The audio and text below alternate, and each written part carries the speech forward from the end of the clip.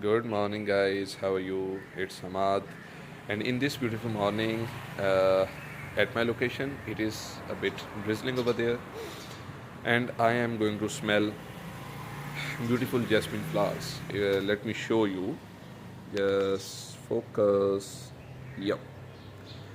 These are Arabian jasmine, and if anybody has the plant in his or her garden, he can, you can say, feel the smell of that flower which I am smelling, and